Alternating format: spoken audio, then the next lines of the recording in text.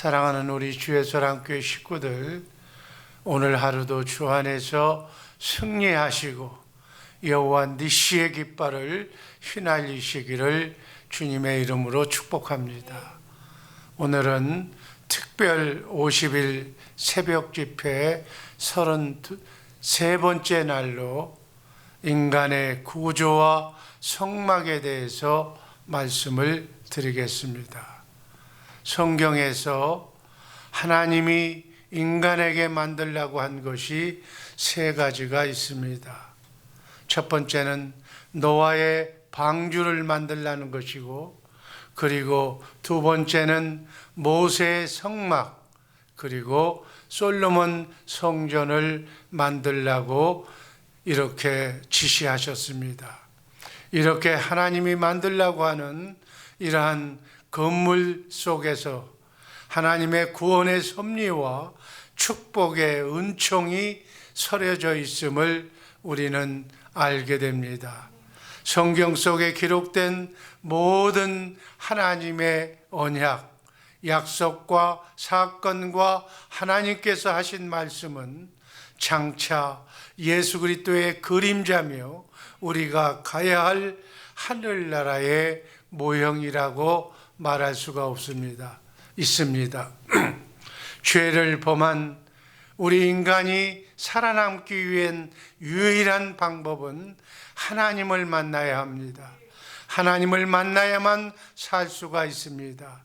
그런데 그 거룩하고 완전하신 하나님을 우리가 마주보며 대면할 수 없기 때문에 하나님은 죄를 범한 인간들을 위하여 특별한 만남의 장소를 제공해 주셨는데, 그 장소 중 하나가 지금으로부터 3500년 전 광야 시대의 광야에서 40년 동안 우리 인간을 만나 주시고 인간에게 지시하시고 인간에게 대화를 나누셨던 그 장소가 성막이라는 장소였습니다. 성막은 성경에서 가장 잘 예수 그리스도를 표현하고 있는 모형이 바로 성막입니다. 성막은 교회의 모형이요, 천국의 그림자요, 성도들의 신앙생활의 길잡이가 되는 것입니다. 더 정확히 표현하면 성막, 성전, 예수님 성전, 성령의 전, 교회, 이렇게 주님의 몸된 교회로 이어지는 단계로 하나님을 만나러 가는 정확한 약도를 보여주시는 멋있는 건축물이 바로 성막이었습니다. 성막은 주전 1450년경 모세의 감독 아래 이스라엘 자손들에 의하여 만들어진 이동식 구조물, 이동식 텐트입니다. 성막에 설계되는 하나님께서 직접 그리시고 건축물의 재료들은 이스라엘 백성들이 출애굽 당시에 소지한 괴인의 소재물인 장식물이었습니다. 하나님께서 시내산에서 모세를 불러 매우 세부적으로 성막의 모형을 보여주면서 만들어진 이동식 텐트가 바로 성막입니다. 이 성막은 바로 다음과 같은 그러한 구조로 되어 있습니다. 성막들, 그리고 성막은 이렇게 성소와 지성소로 이렇게 구분되어 있습니다. 이 성막은 길이가 50m, 폭이 25m, 넓이가 약 378평의 뜰과 성소와 지성소로 구분되어 있는 천막집이었습니다. 또한 이 성막은 뜰문을 지나면 뜰 안에는 번제단과 물두멍이 있고, 성소 안에는 떡상과 금등대와 분향단이 있고, 지성소 안에는 하나님의 임재를 상징하는 법궤가 놓여져 있습니다. 뜰문에서 예수를 만난 구원받기로 예정된 인간이 번제단에서 죄와 이별하고 주님을 만나 죄사함을 받고 물두멍에서 회개하고 성령의 인도하심을 받아 세례받고 거룩한 성소에 들어가서 성소에 있는 금등대에서 양심의 등불로 원죄의 7가지 죄성을 발견한 후에 떡상에서 말씀의 검으로 원죄의 7가지 죄덩어리를 완전히 제거한 후에 분향단에서 성령의 열매를 맺은 익은 알곡곡식이 되어서 성령의 열매를 향연으로 들어갈 때 지성소에 들어가 법궤에서 하나님을 만나게 되는 것입니다. 이렇게 성령으로 오신 그리스도, 그분의 음성을 듣고 자든지 깨든지 먹든지 마시든지 예수님과 함께 임마누엘하는 이런 모든 일들은 결국 내가 하는 것이 아니라 우리는 오직 하나님의 말씀인 새언약과 복음을 믿기만 하면 새언약의 중보자라 오신 예수 그리스도께서 그분의 마음으로 이렇게 해 주시는 것입니다. 그러면 먼저 인간의 구조를 상징하는 성막과 뜰에 대해서 자세하게 살펴봅니다. 성막과 뜰의 구조는 고린도전서 3장 16절 말씀대로 너희가 하나님의 성전인 것과 하나님의 성령이 너희 안에 거하시는 것을 알지 못하느뇨 라고 말씀하신 것처럼 이렇게 성막의 구조는 인간의 구조와 일치합니다. 성막과 뜰과 구조를 분석해 보면 인간의 영혼과 육체의 구조에 대해서 정확히 알 수 있게 됩니다.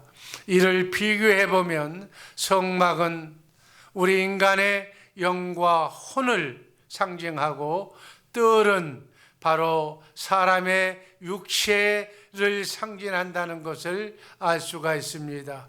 성막에서 하는 일을 살펴보면서 우리의 영과 혼과 육이 어떻게 해야 하는지를 알아보는 그러한 이 시간 되기를 주님의 이름으로 축복합니다. 이 시간은 첫 번째로 먼저 뜰, 우리의 육체에 해당하는 뜰에 대해서 설명해 봅니다. 사람의 육체를 상징하는 부분이 바로 성막에서는 뜰에 해당합니다. 이 뜰에는 번제단과 물두멍이 있습니다. 번제단에서는 바로 번제소에서 죽인 짐승이나 이렇게 희생제물을 불로 사르는 장소입니다.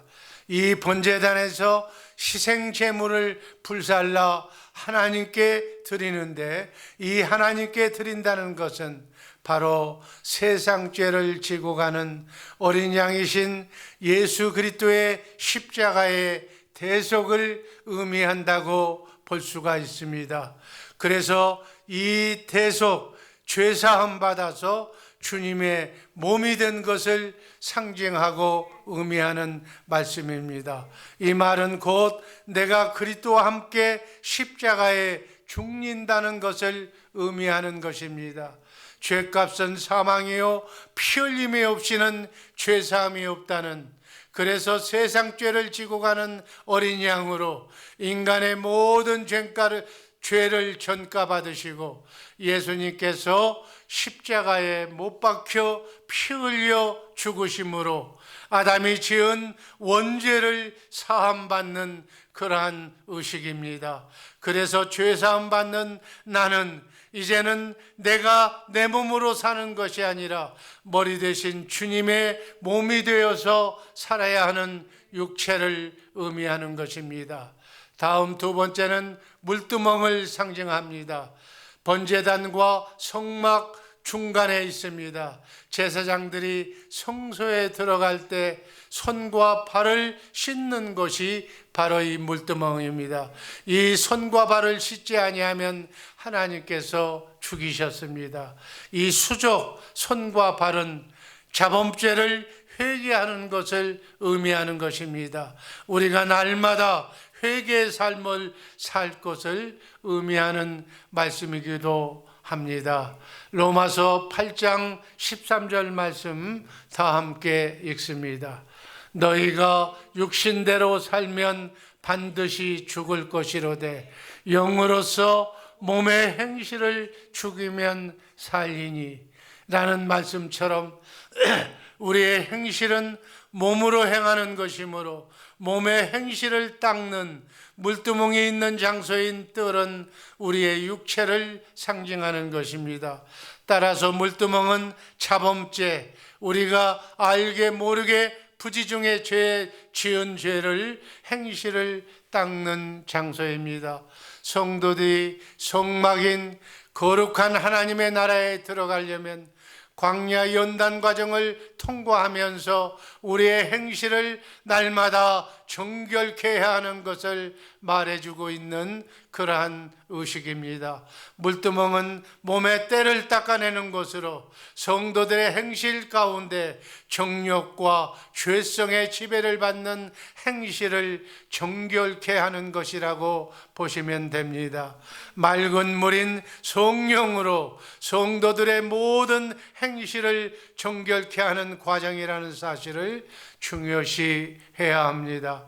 이렇게 뜰문에서 예수를 만난 구원받기로 예정되고 선택된 인간이 번제단에서 죄와 완전히 이별하고 주님을 만나 죄사함 받고 물두멍에서 회개하고 성령의 인도하심을 받아 세례받고 거룩한 성소에 들어가는 것입니다. 이렇게 거룩한 성소에 들어가는 우리 복된 성도들 되기를 주님의 이름으로 축복합니다. 기도하겠습니다. 아버지 하나님 감사